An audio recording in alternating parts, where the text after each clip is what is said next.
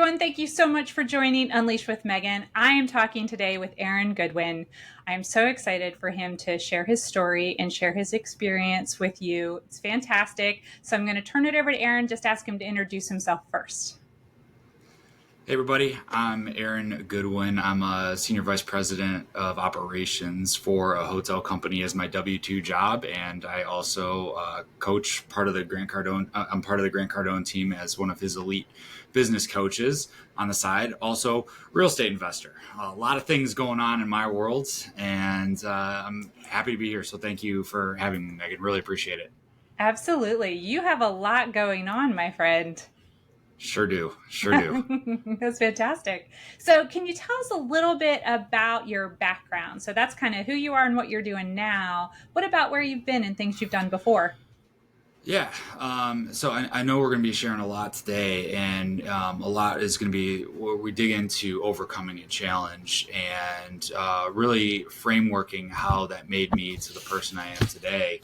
And I genuinely believe that I am who I am today because of my upbringing and the hardship that my mom had to go through from divorce, from abusive relationship, from dad walking out on us and having to raise three children. And I'm telling you, I was not the easiest child to raise. I mean, my mom still tells the hellion stories of what I had put her through.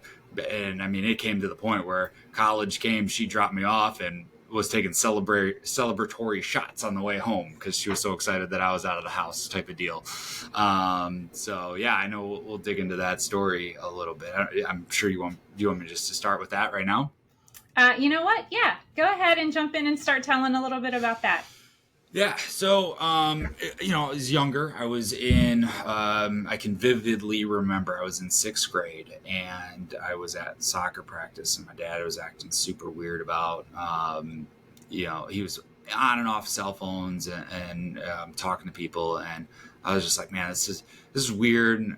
My mom asked how practice was, and I told her, I was like, well, dad wasn't even there. He wasn't around, all the stuff. And it shed light on the fact that he was having an affair with somebody else. And it boiled up. And, from there, my dad turned into a human that I've never seen before.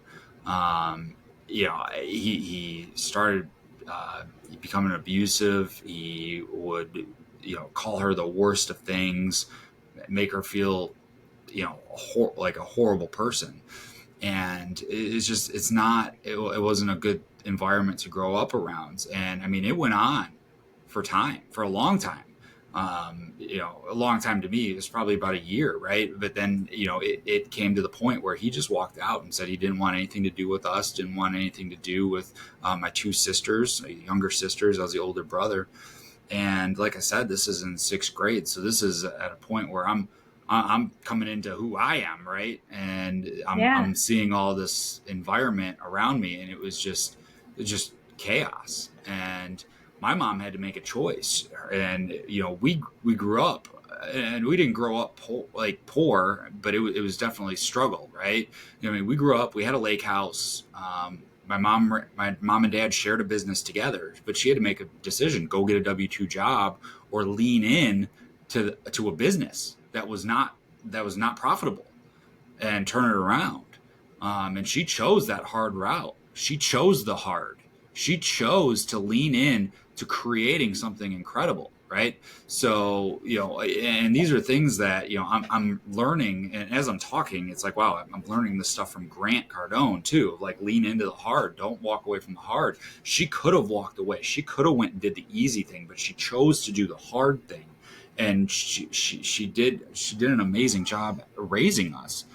It was I put her through everything. Megan, I'm not kidding. I was suspended multiple times to the point of expulsion from school. They wanted to throw me out of school, and my mom was in that principal's office fighting to keep me in school. I was starting fights on the playground, schoolyard, whatever you want to call it. Getting suspended for 2-3 weeks at a time, having to go see counselors, getting put on medication for bipolar medication and stuff like that. because that's what the doctors were saying. That's what they were telling her would help. And I probably didn't. I don't take the medication now because I've learned that bipolar, it's all mental. Like, if you're feeling down, go work out. It spikes the neurons in your brains, make you feel good. I don't know. My wife could tell you all the sciencey stuff behind it. I can't. She's the smart one. I'm not. But all of that, even into high school, like sneaking out with girls and you just dipping out of school, dipping out of classes, getting in trouble all the way through. And, I put my mom through so much growing up. And like I said, we got to college and she just basically, see you later, kid, right? So when we talk about overcoming an obstacle, I could have continued to be that way. I could have emulated my father and been that same way. And in some cases, I was, in relationships, I was verbally abusive. I would play games with the girls that I dated through high school and college and make them feel insecure, right? But that's what I knew growing up. That's what I knew as a kid. That was the role model that I had as a father. And similar to Grant, I didn't have an uncle that stepped in, right? My mom's parents, my mom's sisters, they all stepped away from her. They didn't help because we told you not to marry him, was the thing that they were feeding her, right? Now that I'm older, got out of college, got into a career, have a family of my own, I appreciate so much that my mom did for me. And that overcoming the obstacles, the lessons learned is I need to continue to be great, to elevate to the next level, so that when my mom comes time for her to sell her business, for her to retire, I can now take care of her. I have enough financial means that she's taken care of, just as she's taken care of me. Now, I hope as she ages, she isn't the hellion that I was, because I see some of these older people, they get a little crazy, right? I want to make sure that doesn't happen. So the lessons that I've learned from watching my mom is to lean into what's hard, to lean into the uncomfortable, because that's where you're rewarded. When you put the work in, the rewards come out. And it's often that I see people run away from what's hard and go to what's easy or what's comfortable, and they stay stagnant and they never grow. And because that my mom showed me that as I was growing up, I gotta tell you, like that's what's put me in this position. That's what's put me in this growth mindset.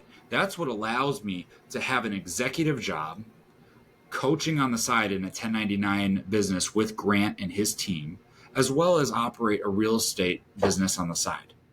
Because That's I a know lot of things. That's a it lot of is. things. Yeah. And one of the things you just said, I want to ask you about Yeah. the growth mindset. So you had to have at some point in your life, you had a really big mindset shift.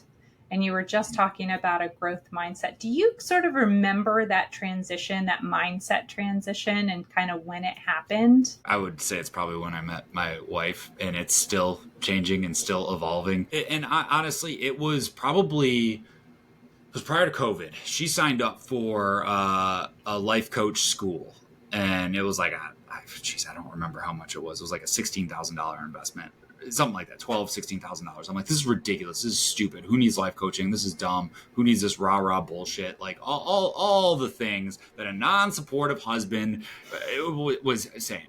But my wife continues to do these amazing things, and then I catch up to her like 2 years later, right? She was doing the life coach school in 2019. I got certified with Grant in 2022, doing business coaching, right? So it's like everything that she does is intentional.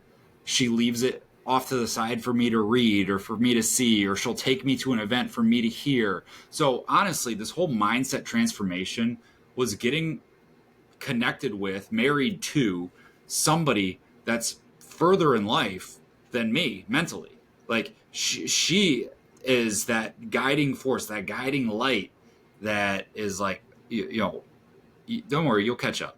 You'll catch up.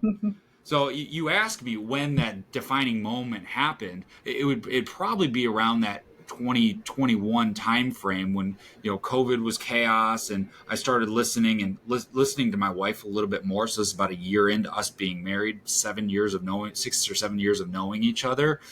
But it's not a definite growth like this is when it happened, because it's still happening today. Mhm. There's still stuff she's doing today that, like, I'll catch up in about 2 years. Like 2026, I'll be a different person because of her. What is something or a couple of things that you feel like you learned or sort of uncovered in the course of your life through, yeah, these are really, it's not a challenge you faced, right?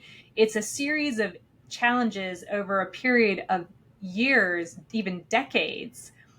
It sounds like it had sort of this common thread to it, because a lot of the challenge started with your family, what happened with your dad and the things that he did and the choices that he made, the impact that had on you and your mom and your sisters, the choices your mom made, the impact it had on you, right? So there were all of these factors that were integrating and coming together and kind of coalescing over a period of time.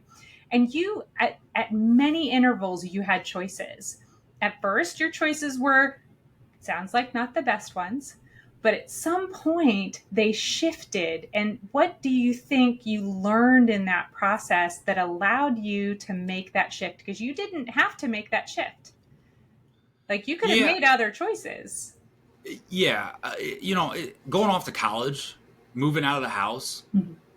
the independence there, showing up to things that you signed up for, that was by far gave me some discipline that I didn't have, right? Because you had mom coming in to wake you up to go to high school. Like, I didn't have that real self discipline that I had to have in college. So I do, I talk pretty poorly about the education system frequently and often. But what I will say is college did teach me discipline. It did teach me networking. It did teach me all of those things that helped form who I am today. Like, I always had this bold, loud personality. Mhm. I didn't know how to express it really until I met Grant Cardone. But in college, I still was acting out a little bit.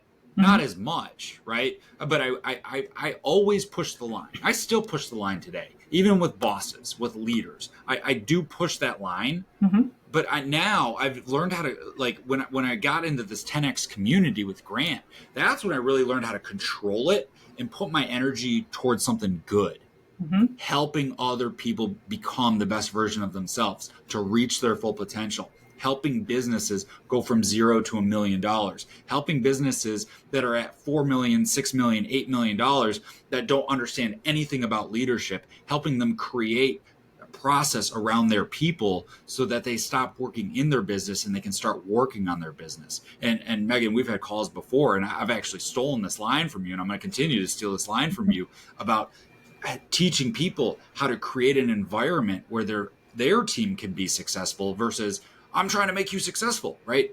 I stole that from you, and I use it all the time in presentations. I use it all the time on coaching calls. But, like, coming in, going to college, learning that discipline thing, getting a job where I had to learn more discipline, promoted, moving across the country, moving from Michigan to Colorado to California to Indiana, all within the hospitality industry, promoting, taking on more responsibility, more leadership roles, and then coming into this Grant world where everything just explodes. And they're like, you have all this energy, this amazing energy. Let's funnel it into productivity. So really, like, you want to talk about the big change? It's probably getting in that room with people that have belief lids that are so large, and now I'm able to expand and be productive with my energy versus destructive with my energy, which I was very destructive with my energy from probably even fifth grade, fourth grade. I can't really remember back that far, but I know sixth grade is when that destructive behavior happened. Now I'm able to make it productive. That's That's fantastic. I heard a lot of great things in there, right? You've talked about growth mindset. You've talked about discipline. That sounds like a big thing that you got when you were in college was discipline. I'm one of those people when my first year in college, I absolutely hit spring break. I went to college in Pennsylvania where it was chilly. And my fall semester, I did well. My spring semester, I did fine. But I wasn't in class very much as soon as the sun came out because I was very excited that winter was over. And then the next year, I actually went to Hawaii for a semester because they had an exchange program where I could go to Hawaii. And while I was there, I didn't have excuses, and that's all they were, to not go to class, right? Because every day is beautiful. Mm-hmm. I didn't have a job while I was there. And I really learned the value of just showing up. Yeah. And that developed a certain amount of discipline in me, but literally because I could not in my mind come up with a reason not to go to class. Like I had zero excuses, zero. And it was amazing how easy that semester was just because I showed up. So the discipline that you learned, the growth mindset that you developed, the way, and I love the way you just described that, changing that energy from being destructive energy to being constructive energy. And then Yeah. surrounding yourself with like-minded people that lift you up, pull you up, expect more from you, right? Like they have an expectation of you that you're either going to meet that expectation or exceed it, or you're going to fail. And they're not really going to want to be around you, right? So spending time around the people that lift you up and pull you up, right? They're not below you lifting. Usually they're above you pulling because they already have knowledge. So those are so many great experiences that you had, lessons that you learned. Are there any others that I didn't sort of summarize that you would really want to be like, if you heard nothing else, if people took nothing else away from hearing your story, what is the thing you would want them to take away? I'm going to add on to something you said, Yeah. and like the takeaway Mm-hmm. is we talked about getting in the right room with the right people, surrounding yourself with the right people. Yeah. My dad came back into the picture on and off through high school, college. Again, after like I moved out to California, came out and visited a few times, right? And every time he came in my life, just it wasn't great, right? So surrounding yourself with great people is extremely important. When we had our daughter, she's now almost 3 years old. A year and a half ago, or about 2 years ago, he was, I'll be there. I want to meet her. I want to meet her, but would never show up. Would never show up. So I made the conscious decision of if you can't be consistent and come take 2 days to come meet your granddaughter, you're not going to be a part of our life. Because if I can control some sort of consistency in my daughter's life, that's going to be something that I control, is the people in her life. We're going to surround her with amazing people that always lift her up and never tear her down, never call her stupid. We are going to put her in rooms so that she elevates. I look at Grant and Elena and how they've raised their two daughters, and I want to be the same.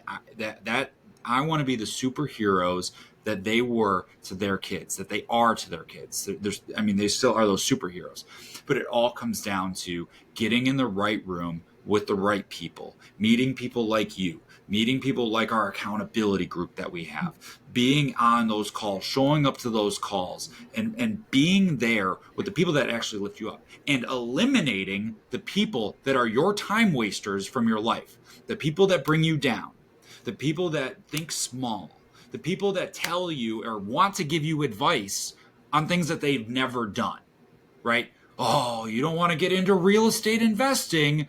Okay, Grandma, what do you know about real estate investing? Well, my cousins, nephews, brothers, sisters, dogs, uncles, they give you this lineage that you can't even follow, bought a house once and lost money on it. It's like, okay, so they weren't really real estate investors, right? So surrounding yourself with people that are ahead of you in life, that are more successful than you in life, and making sure that you're around them as much as possible so that your belief lid continues to expand. If you want to take something away, that's what you take away. That's fantastic. I love that. I am such a proponent of just getting rid of limiting beliefs. That's why I call this unleash, right? Like stop holding yourself back. That you're the one that's allowing that leash to be there. Like break it. That chain, break it. Go. You can be everything you ever imagined and more. The only person that holds you back is you. That's so true. You don't know how often, like, can I give an example here too? Please do. I was coaching a client yesterday, first coaching call that we had. Gets on the call and we're talking. And he goes, how do you feel about my accent? Do you think that's going to hinder what I can do? I'm like, no, you're bilingual. You can do double the production because you can reach out to 2 different demographics. You can do more than me. If I was selling against you, you would win all the time because you speak 2 languages and I speak 1. You win. By me saying that to him, he's like, I know what I have to do. He had his own limiting beliefs because he was self-conscious of his accent, but didn't realize that because he could speak 2 languages, he could reach a whole nother group of people that if I was selling against him, I couldn't touch because they wouldn't understand what I was trying to do, how I was trying to help them. Ties That's right into magnificent. that It does. limiting beliefs. Right. Yeah. And that piece of advice probably changes that gentleman's business for the rest of his life because he was at a wall that he could not see through. And all I did was go, okay, go. Like, Yeah. And it was a wall that he put there. Like he built it. He created it. It was entirely his own construction to be like, oh, this is a problem. So often things that people see as a limit, something that limits them, is actually like their superpower. It can be their secret superpower. And they just have to change perspective. You know, there's so many artworks out there where when you stand and look at it from one direction, it looks like this, and you take like 2 steps to the right, and now it looks like something completely different. Change in perspective, that's all it takes. Yeah. That's a great example, actually, that artwork. I might steal that one from you too. Feel free. You're so great. You're so great at this. Thanks. So are you. You're amazing. The things that you've done, the things that you've accomplished, the challenges that you've overcome, your perseverance is really remarkable. And I think that is partly a function of the energy you talked about. Yep. It went from being destructive to constructive, but you just kept going. In fact, when we were talking earlier, that's one of the things that you specifically said. You're like, I just keep going. There's endless forward momentum and motion in your world where if there's a problem, you're either going to solve it or pass it. Either way, it's behind you or it's over with. Yeah, I mean, I keep thinking like the worst thing that could happen to me today is I die. Like that's the worst thing that could happen. So if like that's the worst thing that happened, I'm still alive. Well, the worst thing didn't happen, so I'm gonna just keep going. Perfect. Right? Like and you can't let the small things hang up, right? Like you're gonna have good days, you're gonna have bad days, but I mean, your good days are always going to outweigh your bad days. You're always going to have more good days than you are going to have bad days. And it's when you have those bad days, it's just like, okay, what really caused that bad day? It's probably something so small, something so minor that it's like once you start seeing it as like, oh, that's kind of nothing. Let's just keep going. I don't know. It's hard to have bad days when it's something that minor. Like I was telling you earlier, I had someone turn in a 1-week notice today, and it's like, yeah, it's a little frustrating, but guess what? The business is going to still operate. We're still going to move forward. Like we just got to keep going. And, like you said, it's probably a blessing in disguise. Probably going to find someone who's better. It's been my experience in life. And some people, like sometimes I have just sort of this series of ridiculous things happen. I call them Megan days. I feel like Lemony Snicket some days. And so many people around me that sort of witness these things happen, they're like, how do you stay so positive? And I'm like, because it's always worked out. Look where I am. Like, look at my life. Look at all of the good, wonderful things in my life. That means every single thing that's ever happened has worked out. The number of times when I was younger, I started to notice this pattern. I would want something and I would think it's the thing that I need, and then I wouldn't get it. And usually within not that long a period of time, weeks to months, something better happened. And then it would happen again. And then it would happen again. And finally I realized I don't like it's when something doesn't work out, it's usually because it needed that space was needed for something better. Well, and to your point, why are you so positive? Well, what's the alternative? Be negative? Right. Why would I want to be negative? Like Right.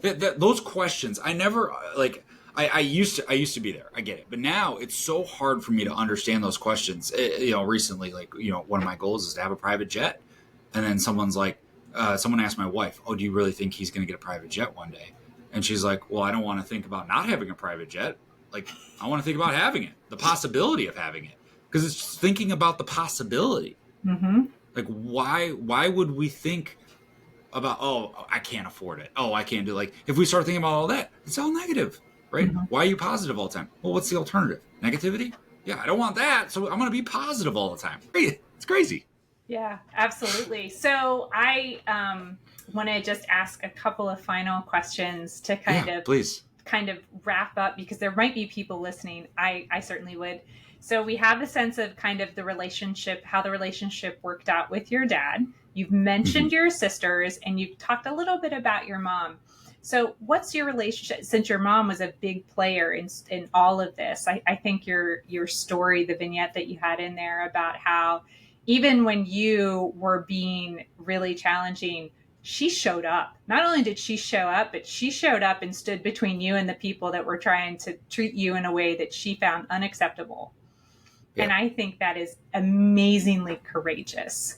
And because she had choices, and I personally love the choice that she made. And I think that probably had something to do with the choices you ended up making, because she was your other role model. Like, that's a big role model to have. So what's your relationship with your mom now, and what are your thoughts on kind of her influence in your life?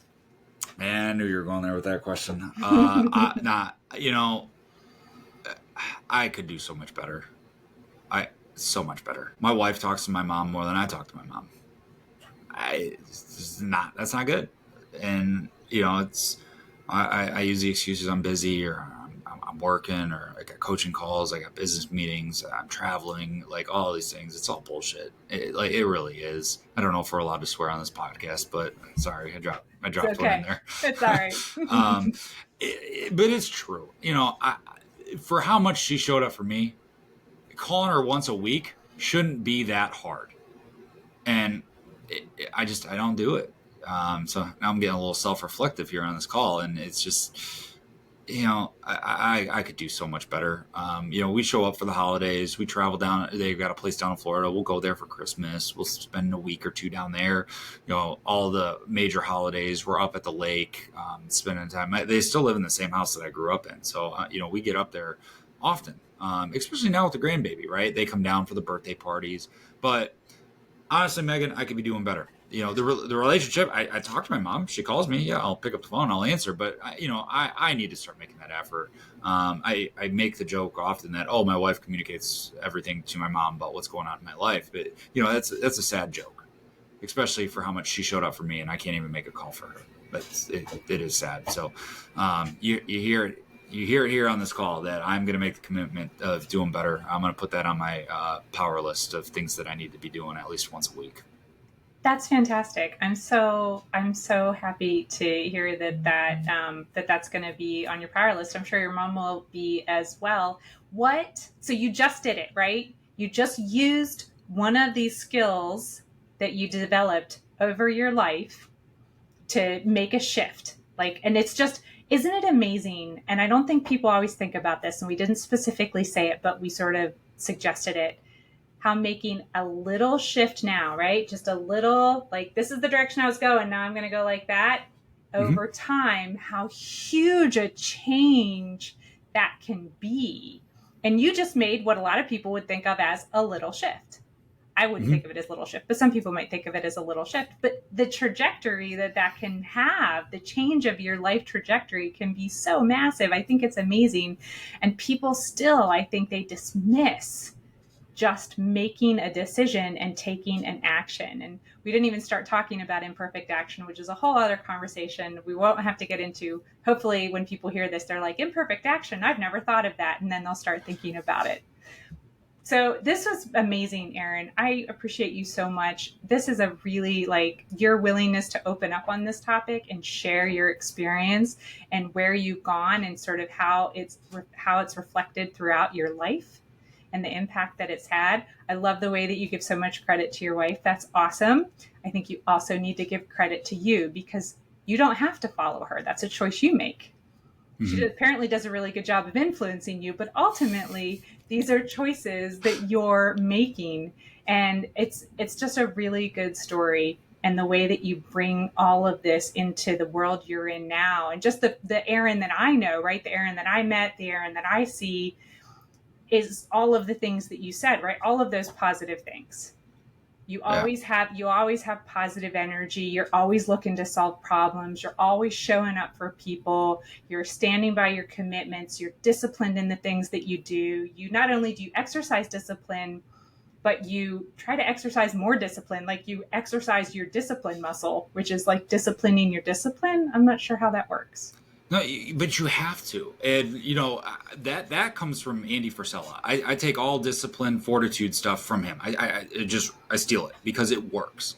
He has the critical power list. He has the 75 hard. I do it every year, the last 3 years. Like those things. If you want to do better in life, do those two things, and you'll do better in life. Like just do those two things. And Yeah. because it does, everything comes down to your discipline of time. Because you asked me earlier, how do I manage all this stuff being so busy with discipline? But I have to practice being disciplined. I specifically do 75 hard to practice that discipline. You have to practice it, because if not, Tom Brady, what did he do for however long he was in the NFL? He practiced every day. He showed up every day. I have to do that every day, because if not, that muscle gets weak. Exactly right. That muscle gets weak. That's awesome.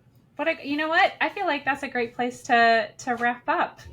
Discipline. If you Uh, don't do it every day, the muscle gets weak. 100%. Thank you so much, Aaron. Really Thank you, appreciate Megan. your time. I appreciate you having me. I love this, and anytime you want me to come back, let me know. I Oh, got I got I fantastic. got I got tons of stories. So you just keep bringing me on. And I'll just keep going down my life chain of events and share those stories with you. That sounds awesome. I appreciate that. Don't be surprised when I call you. Perfect. Thank All you, right. Megan. Thank you so much. Have a great day.